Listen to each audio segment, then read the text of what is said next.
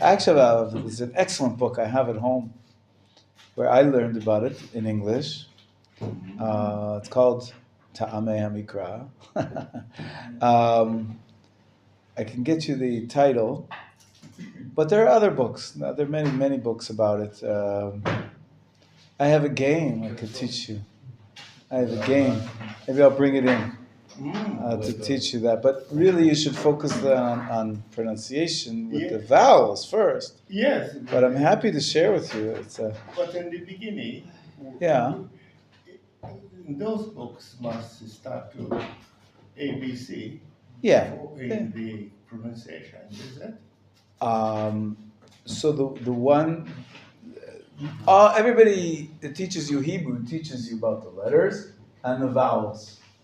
Yeah, there's a separate book that teaches you about Ta'amei HaMikra. It assumes you know how to read. But the truth is, a lot of people are not so knowledgeable about the vowels either. So when I taught my children how to sing for their bar mitzvah, to read from the Torah with the tune, first thing I had to do really is to reteach them how to read with the vowels properly. Many people don't really understand that. Should I give you a class about how to read? Yes, It's even before you get to Ta'amei HaMikra, you have to understand about the vowels. What are they called in Hebrew? Nikudot, right? Nikudot. So I'll bring you in something on that. I've taught before a series. If we had more time, we could have a whole series teaching you how to read, and then teaching you how to sing. Does anybody want to be a Torah reader? I would like to. You would like to? Why not? Right? First, you have to know how to read, and the brachot for getting on Aliyah. Our fellow Amos got his first Aliyah yesterday. I have to ask him how it was. So for the Aliyah, you don't have to know how to read because there's a reader. You just have to know how to say the brachot. But you should know how to say the brachot. You don't have to speak Hebrew. Yeah, but well, wonderful. Sure, you can do it. Every time when I come to the Bima, I'm allowed to do it. It gives me so much joy. Nice. Yafeh. B'te'avon. Especially when you have some special parasha, which means very much to yourself. Yes, amazing. That's an opportunity. Yeah. The third Aliyah, it was with my name. David HaZahav. Zahav, the golden chain. How did you choose that name, Ravid? My mother did. Your mother did. She's really wondrous how she knew this name. Before she passed away, I asked her, "Did you ever have a Jewish name for me in mind?" And she said, "Yeah." So why you didn't never tell me? You told me. I said, "Okay, I will give you the name. It's Rabbi." And I didn't know what it means. I said, "What does it mean?" I said, "It's a treasure." How did she know that? How did she know that, your mother? She knew her Torah? She knew some Judaism? In some way, or she's a Jewish woman. So yeah, but Ravid is appears only once in the Torah, I think. Yes. Ravid. And an uncle of her, he was a Kohen, and so she knew some stuff. Yes. Well, wonderful that she gave you such a beautiful Hebrew name. Yes. Still going around to when I have a text in Hebrew. Mm-hmm. I'm interested in the sound because I'm a person that understands things by sound. Okay, right. But I don't find no place that I have a text read by a reader. Very carefully, slowly reading Hebrew so you can learn. I think now that you can find, there must be, of course, there are programs you can buy that teach you how to read Hebrew and you can listen to. But I'm sure on YouTube, I'm sure there are, Hebrew readings for beginners on YouTube. No? I didn't find it. Okay. Well, Bezrat Hashem. Well, I can do some. I can do some with you. I could read for you the first passage of Shema, like you asked me to do about the first pasuk. I can do that for you and teach you about it. Bezrat Hashem, I'll bring in some material. Okay. But there's three levels of knowing how to read. Yeah. There's the consonants, the vowels, and then the additional material, how to emphasize and how to punctuate the sentence, comes from the Ta'amei Mikra, the third level. But one thing at a time. Let's go back to the laws of Shabbat. We're talking about the laws of Shabbat. It's page 93 in your books. If you have the volume 2 of the laws of Shabbat, it's chapter 10, section 3. Michael, will you read for us, please, from the top of page 93? Feeding animals. Feeding animals. An animal may. This book, yeah. Where is it? Feeding animals. An animal may be led to graze in a grazing area, and it does not constitute kotzer, since the animal is eating for its own sake. We are not commanded to make sure that animals keep Shabbat, only that they do not labor for our benefit. Well, we mentioned that the animals have to rest. That doesn't mean that they can't do the 39 activities of Melachot Shabbat. They're not allowed to weave and to write. Most animals don't weave or write. And so the definitions of what's considered forbidden activity for animals is different. So the animal can drive a car, no problem. Right? The animal can go out and eat grass. You can take him to the grass. Sorry? They can use their cell phone, all they want. They just have to rest. What does it mean for them to rest? Labor, work. That's more intuitive, maybe, what it means, work. There in the definition. Okay, so you can, of course, one may provide food and you have to provide food. Go ahead, keep reading. One may provide food and water to animals in his possession that depend on him, like cows, chickens, and cats. Food and water may also be provided to animals belonging to another Jew. However, one may not feed or water self-sufficient animals like bees and dogs. Even though feeding them is not a melacha, the same is prohibited because it is seen as requiring excessive effort. We're supposed to rest on Shabbat, just to go around and feed, involve yourself in activity which is unnecessary. You should avoid it. Go ahead. However, one may. I added, however. One may put food out for hungry animals like stray dogs and cats. As we know, God shows mercy to all his creatures. As it's written, his mercies upon all his works. It is powerful to emulate his ways. Animals are muktzah. Okay, after we dealt up till now with feeding animals, you said you're allowed to feed your animals, we're allowed to feed a Jew's animals. You shouldn't be feeding just animals who don't need the food because it's just too much work. But there's a special allowance if you want to feed stray cats and dogs because it's merciful. We're supposed to be merciful. Although it's, on the face of it, it's problematic because they don't belong to you. They don't belong to any Jew.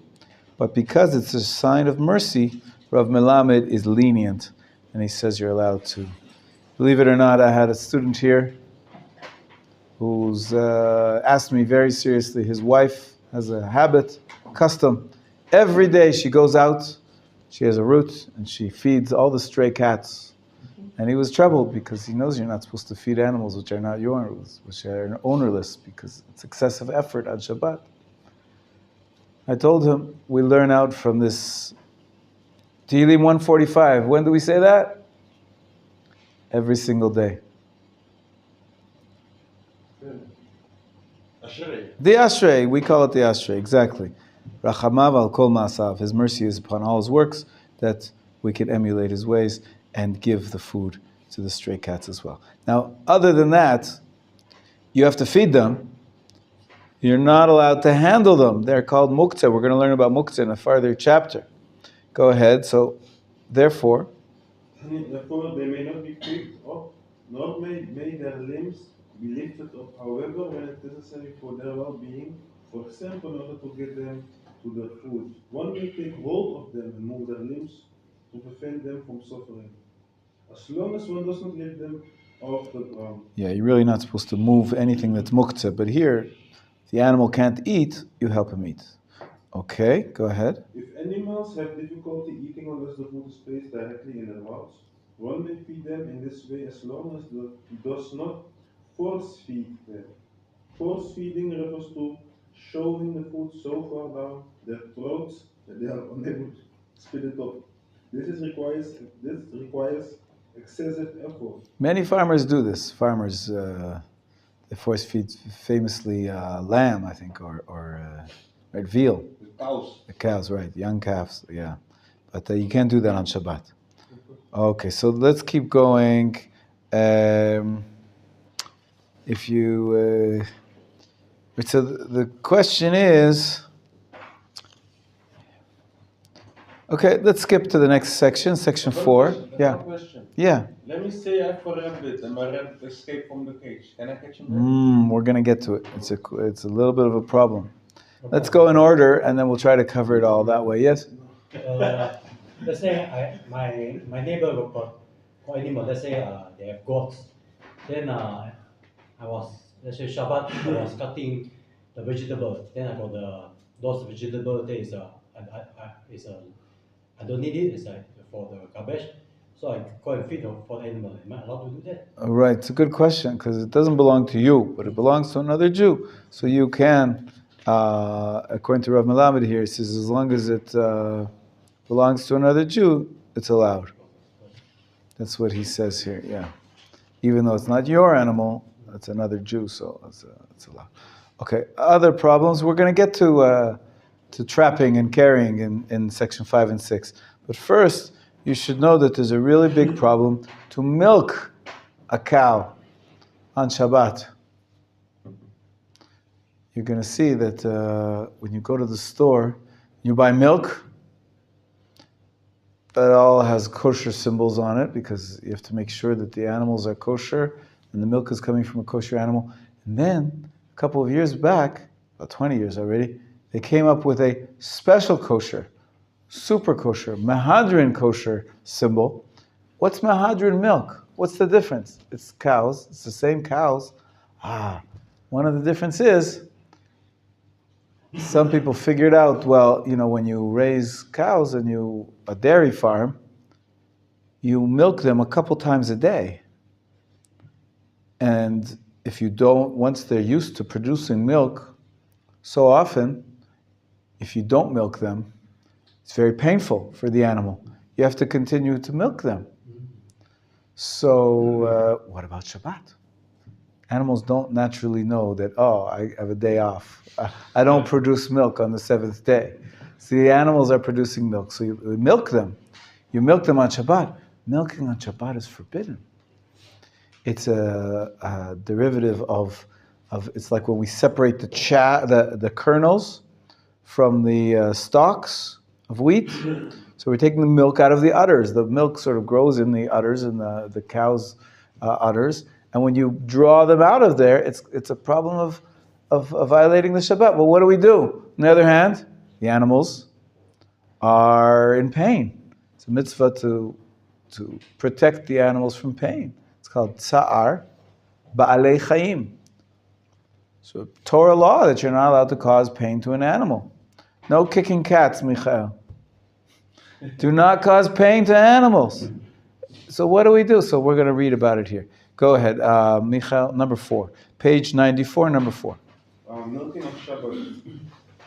Torah law forbids milking a cow or any other animal on Shabbat, as doing so separates the milk from the cow's body and constitutes mifarek, separating something from its source, or tolada of dash.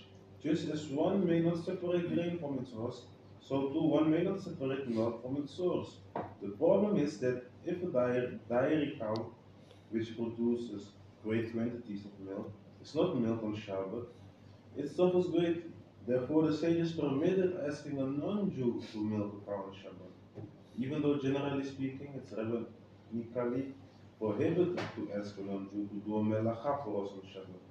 Here they suspended the prohibition in order to avoid Sa'ar Ba'alei Hayim.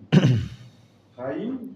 Baalei Chaim, yes. Hayim. It is true that this milk is muksa on Shabbat. However, after Shabbat, the Jew may drink or sell it. So that's why it was always kosher. First of all the dairies in Israel have non-Jews milking the cows on Shabbat. There are some exceptions, but we'll get to that another time. And that's why, but we have to violate that rabbinic prohibition of telling a non-Jew to milk because we can't violate the Torah prohibition of causing pain to animals. What's the result? The result is the milk is kosher after Shabbat. Some people say we don't want to rely on that. We don't want to drink the milk from Shabbat. So they created a super kosher symbol for milk which was not milked on Shabbat.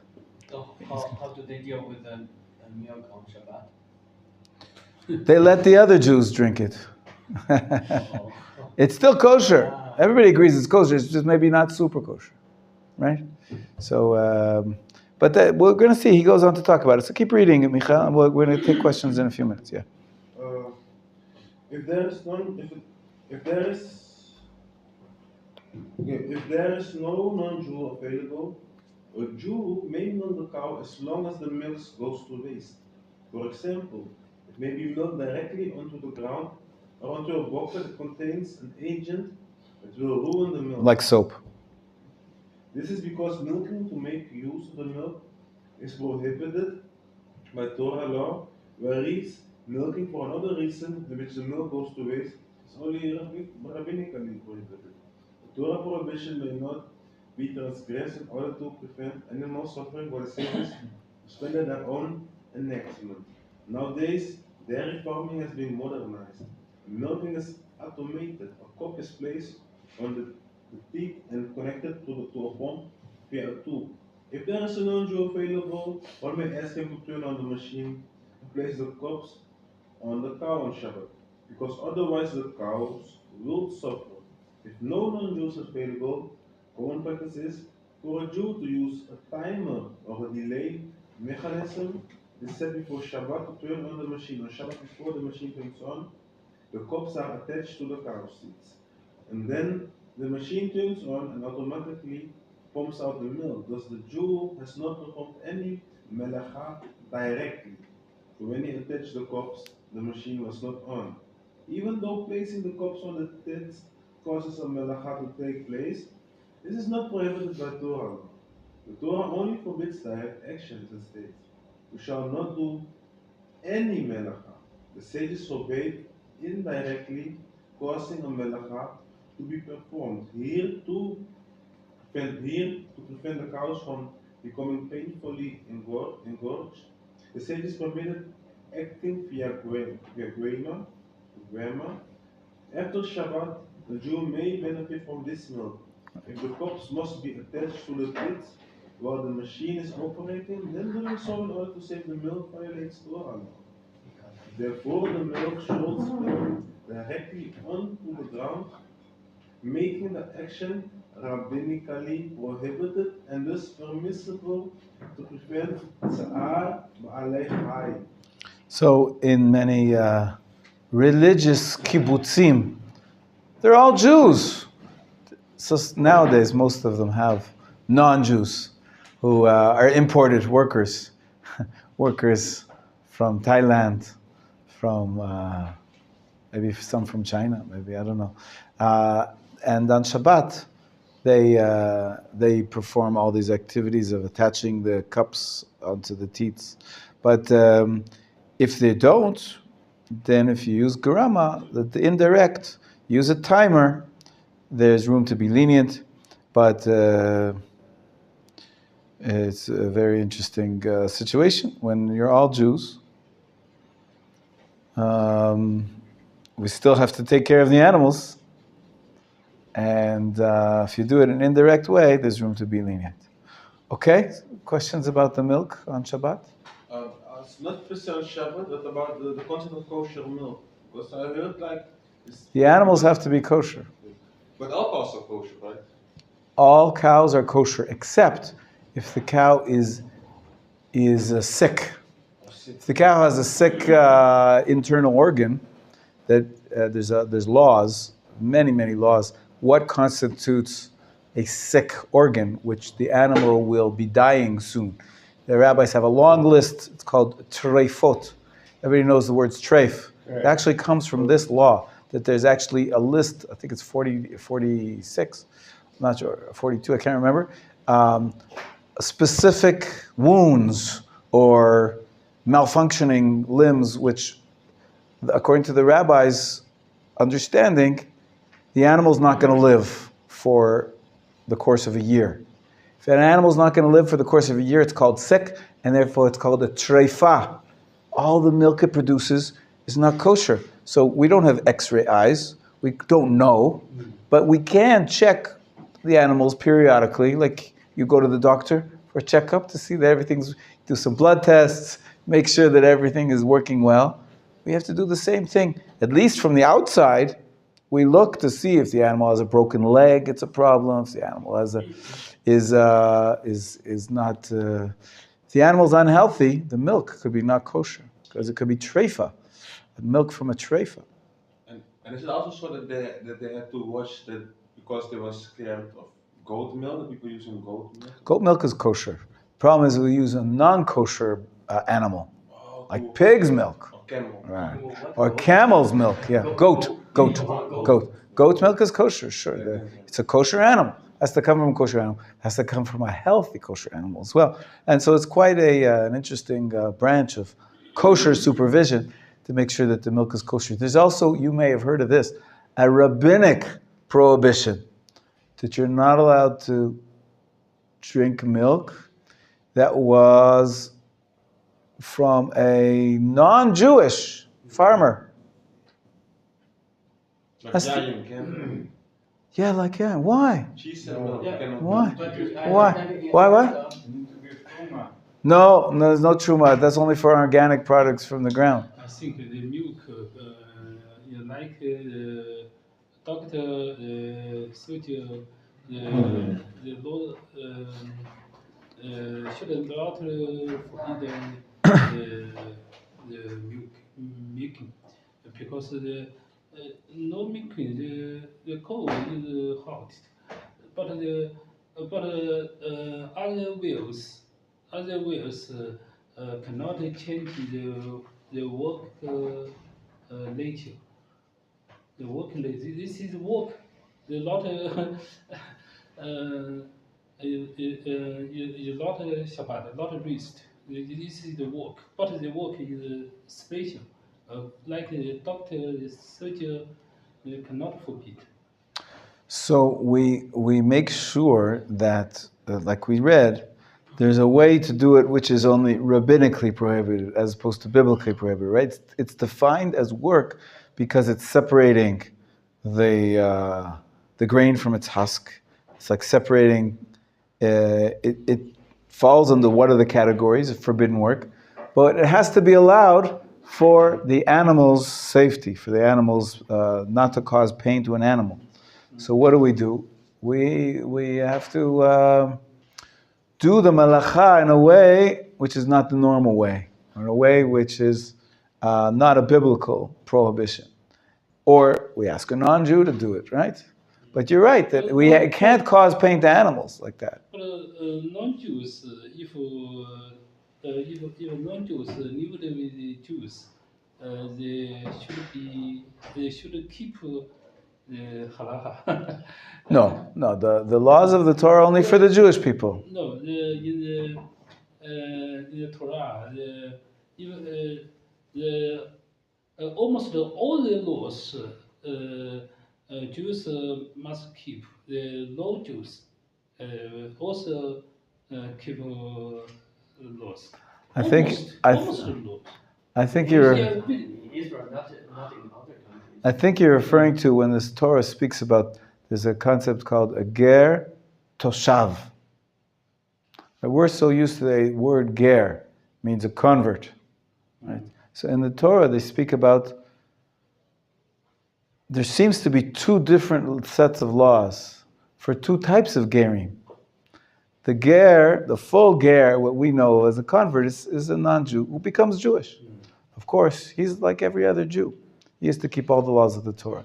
But the Torah does describe that there are some non-Jews who live with the Jews, and they're called ger toshav, sort of like a convert who dwells with you. He's not Jewish, but he... Half Jewish, like circumcision and... They're no, usually not circumcision. I don't think he does circumcision. But that's a special category which most people say we don't have nowadays. That middle category. Now it's either Jewish or not Jewish. Like No ger slaves for toshav. the Jews, right? Servants for the Jews. It's a middle. I don't want to compare it to slaves because they were not slaves. But there are certain laws that we are obligated towards them. That we have to treat the foreigners amongst us nicely in a special way. But the laws of ger toshav, they don't have the 613 mitzvot. They don't have to keep Shabbat. They don't have to. They don't have all the laws of Jews until they actually convert and become a full convert. Then they're like every other Jew. But so I'm not sure what you're referring to. But the non-Jews who are here to work, they're not. They don't have to keep Shabbat. They don't have a mitzvah to avoid violating the melacha on Shabbat. And so you can ask a non-Jew to do something if you have a good reason, like we said here, to help the animal, not to cause pain to the animals. We allow you to ask a non-Jew to milk the cow for you. But getting back to the other question, there was another question here. Yeah, we are discussing about why Jews are not allowed to drink the source, the milk or the... Oh, kosher, non-kosher. So we're talking about, the rabbi said that you can't drink milk from a non-Jew because you can't trust that it's kosher. Maybe it came from a pig. And he's selling it to like it's milk from a cow. Milk from a cow is kosher. Most cows don't have any internal damage to their organs. Most of them are going to live.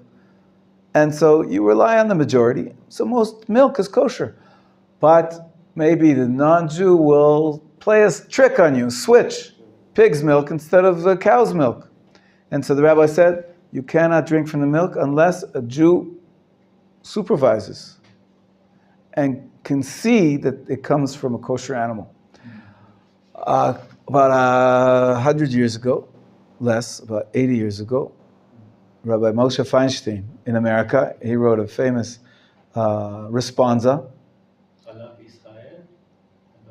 So the Chalav Yisrael is what we've been talking about up till now. It has to be milked by a Jew or under Jewish supervision. But Moshe Feinstein said, nowadays in the Western countries, all dairy farms have supervision by the government, because the governments realize that dairy farming can be very unhealthy if it's not hygienic, if it's not pasteurized. And so they wanted to keep their populations healthy. And so they have government supervision. And so they have very strict laws that it has to be cow's milk, and you can't just switch it out with pig's milk without anybody knowing. The government basically does the supervision for us. And Rav Moshe Feinstein said, nowadays in Western countries, you can drink any milk, even from non-Israel, from non-Jewish farms. And that's the common custom. Some people still are very careful and they say, for hundreds and hundreds of years, halacha is very clear. It has to be milk produced by a Jew or supervised by a Jew. Chalav Yisrael, and not chalav akum. The word akum is used for the non-Jews in this case. We'll discuss it another time. Until today, there's some Jews who drink milk from Jewish dairy farms, and they rely on the supervision of the government that it's for sure cow's milk and it's kosher. Some Jews say, no, we're only going to have Chalav Yisrael, Chalav that was supervised by a kosher supervisor. And luckily, in Israel, all the dairy farms are owned by Jews, and they have kashrut supervision as well. But there's very little non-Jewish milk in Israel. There is a issue. Some imported products were produced with milk, and so people are noticing, whoa, I grew up in Israel. I always have Chalav Yisrael. All the milk comes from Jewish kibbutzim and Jewish farmers. And all of a sudden now, if I'm going to buy a candy bar from America, it has milk in there and it has a kosher supervision. But the kosher supervision is standard in America, which is even non-Jewish milk is allowed, based on Rav Moshe Feinstein's psak, that nowadays you can have milk from non-Jewish farms. So for this candy bar, I'm going to be having non-Chalav Yisrael. Sometimes it actually says on the packaging, this is not Chalav Yisrael. I grew up eating not Chalav Yisrael in Canada. So How about, for example, the protein bars, protein... same thing. If it has milk products in there, it depends. If you're going to be stringent and only drink Chalav Yisrael, you can't have it. If you if you're part of a community which is lenient about it, there's room to be lenient. I think Rav Moshe's tshuva makes a lot of sense. But if someone is able to be stringent, there's room to be stringent. Okay, back to the laws of milking on Shabbat. So that's for sure kosher. It's just a question if you want to be super kosher. Believe it or not, there's kashrut about milk. And even in Israel, where it's all Jewish farms, you have an extra problem, that's Shabbat, the milk from Shabbat. Anyways, let's get back to caring for animals. Section 5. Okay, Pinchas, will you read for us the bottom of page 95? Cultivate and think animals, as we will see later on. Anything that has no practical use on Shabbat is Muktzah, and may not be carried. Animals are included in this category, and those may not be carried on Shabbat, even in order to prevent them from being hurt. It is necessary to move them. The essentials permitted pulling them or not picking them up. At first glance, this would seem to pertain to horse, pigs, nut cats, and dogs. And indeed, this is a position on Yakut Yosef and Orhut Shabbat. However, it seems more reasonable to assume that Muktzah pertains only to animals with which one does not normally play. Pet whose owner play with them and pick them up all week long would not be Muktzah, and the owners may those touch them and pick them up on Shabbat. Similarly, these are dogs are not Muktzah, or some are stringent. Muktzah is rabbinic prohibitions.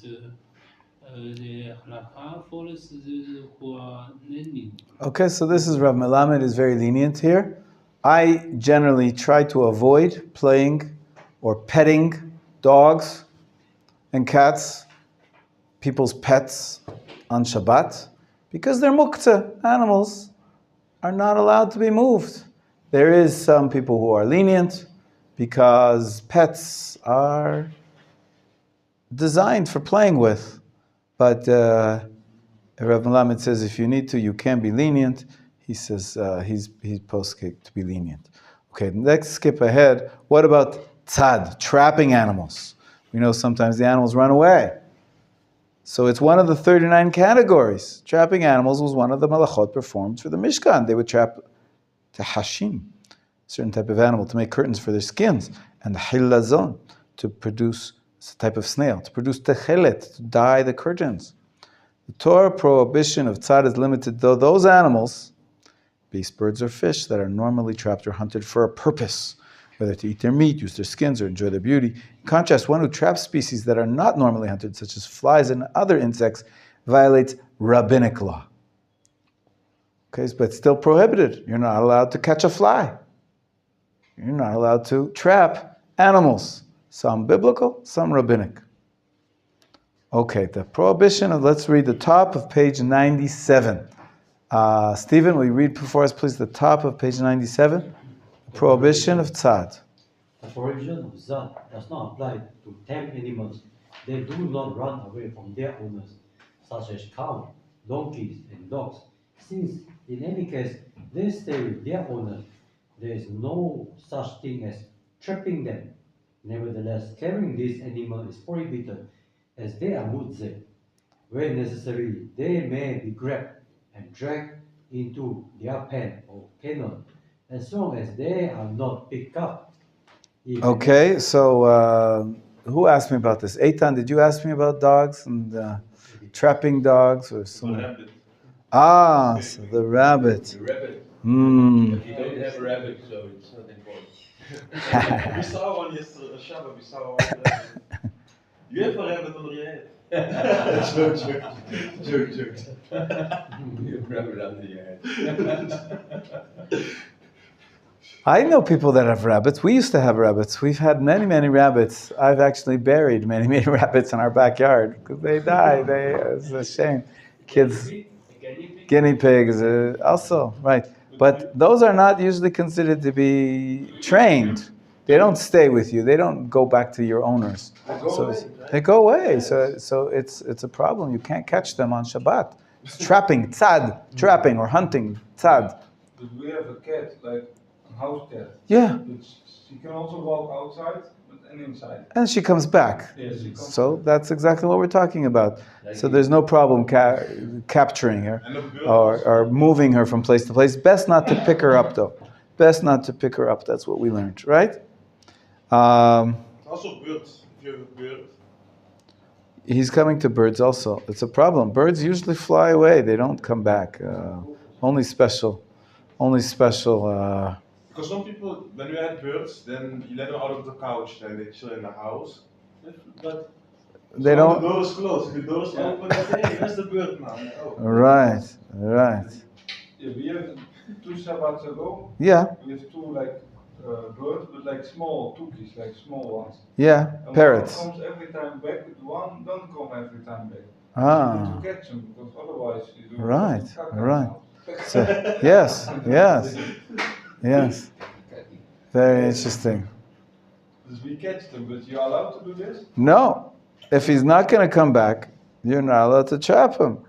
Because otherwise you mess up all Shabbat if you do. I understand, but The coffee on the plate. if it's take a look on page 98. Turn the page to the top.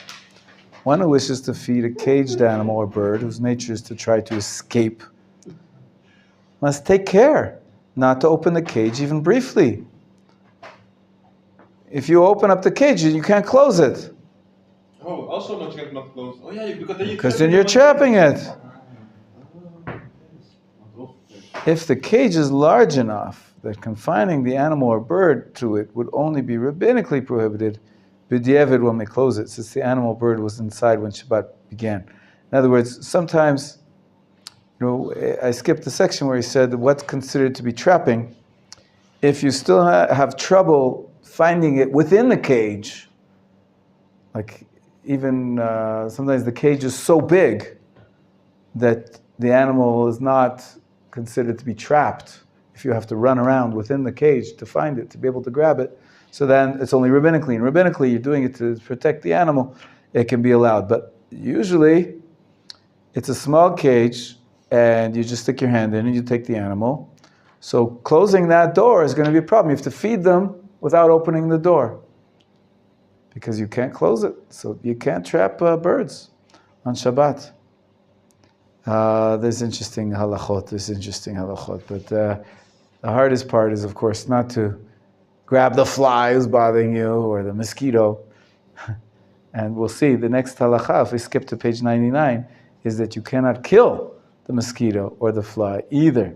Because shochet, slaughtering, is a melacha. It's one of the 39. They slaughtered killing a living being in any fashion. If you look at the bottom, page 99, is forbidden by Torah law. It does not matter whether death is brought about by striking, strangling, or any other method.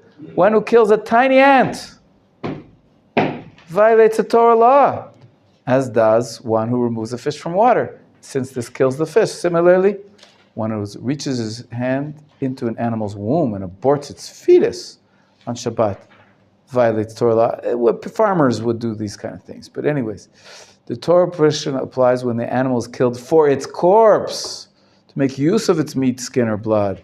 In contrast, when one kills destructively, such as stamping on ants, because he wants them dead, transgresses rabbinically.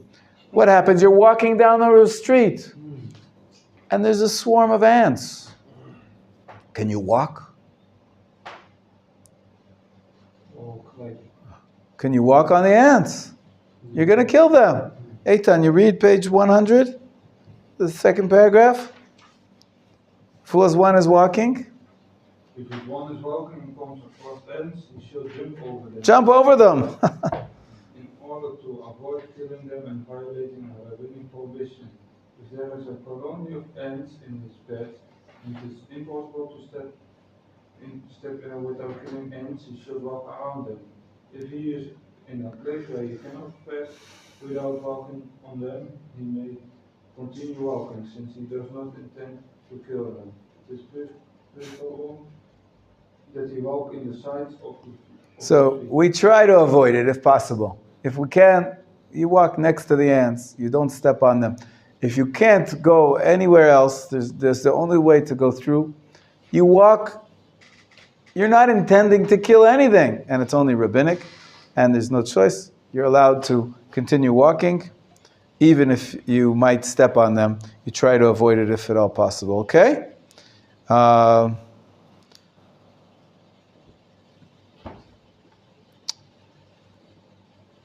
The main thing is you're not intending to kill them, and the killing is only rabbinically prohibited in this case. So you don't want to use the animal's skin, or you don't want to use the animal's meat, or anything like that. The derivative, we'll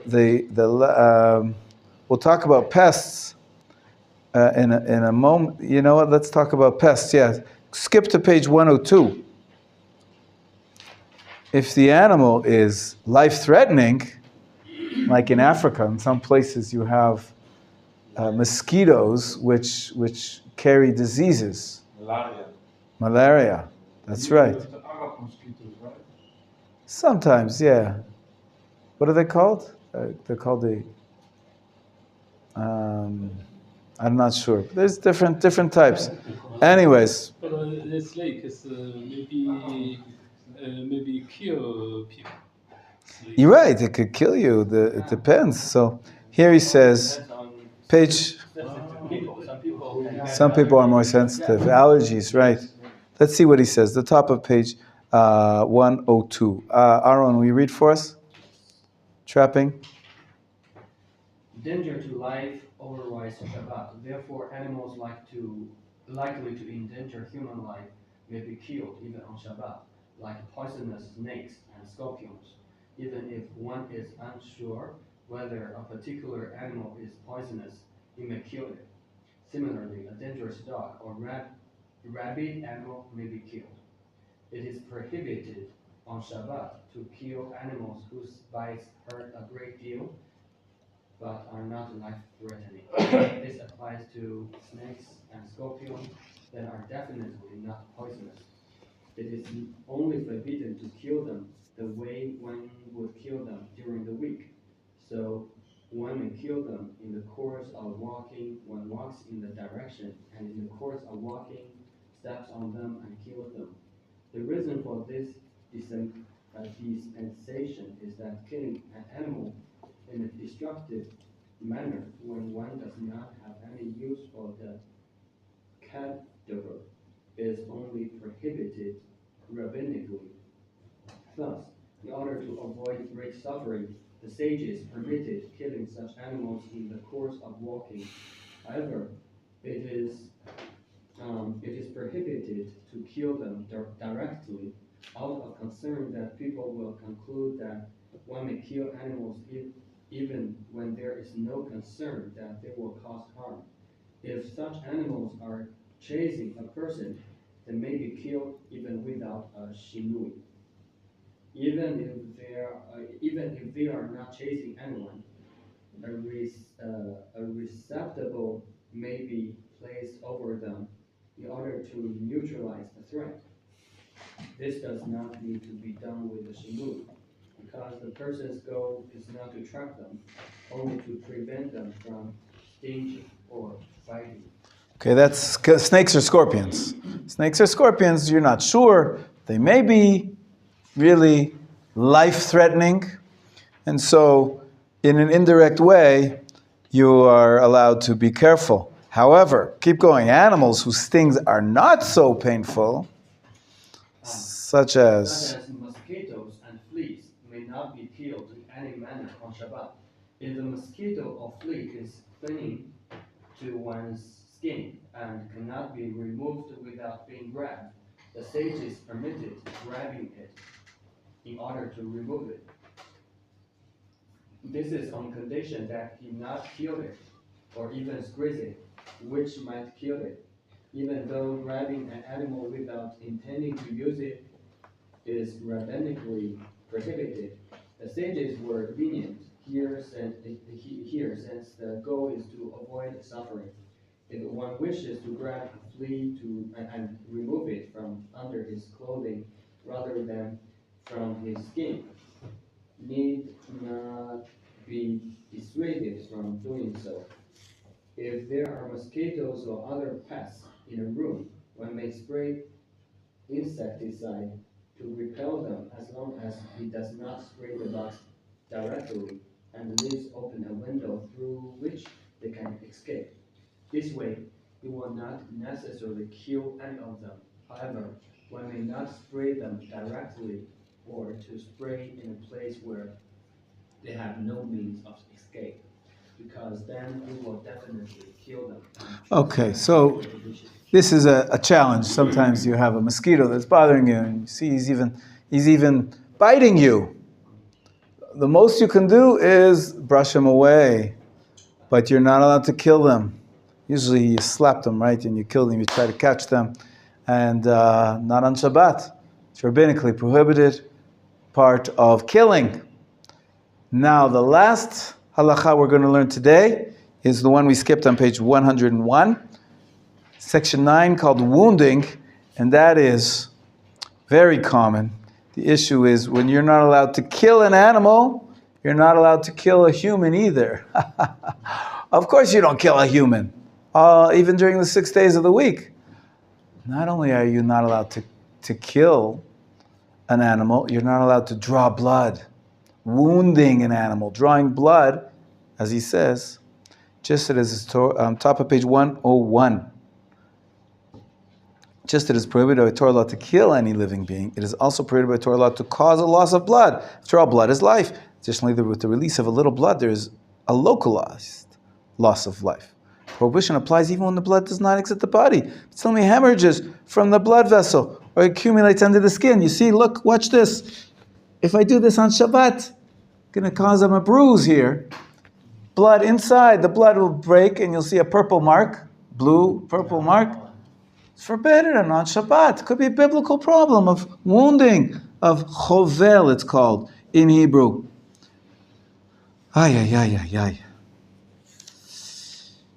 Even striking an animal, forbidden. And therefore, for example, one may not do a blood test on Shabbat. The goal is using the blood, taking it is prohibited by Torah law. Of course, if it's danger to life, you can do that. It is also forbidden to scratch or pick at a scab. If you have I have a little cut here. Pick at it on Shabbat. It's going to bleed. We said before about brushing teeth. You shouldn't brush your teeth because the gums may bleed on Shabbat. You cannot cause any taking of the blood. Blood is life. It's like you're killing by making a wound. Okay, so that's the laws of chapter 20. Tomorrow, Bezrat Hashem, we're going to continue with a whole new world called Hotza'ah. Hotza'ah means taking out, literally. We call it, and usually we call it, carrying. In English, we say carrying is forbidden on Shabbat. We'll see all the details of that, Bezrat Hashem, tomorrow. And then we have a few other chapters, Muktzeh, to take with. Very important ones, but we'll get there.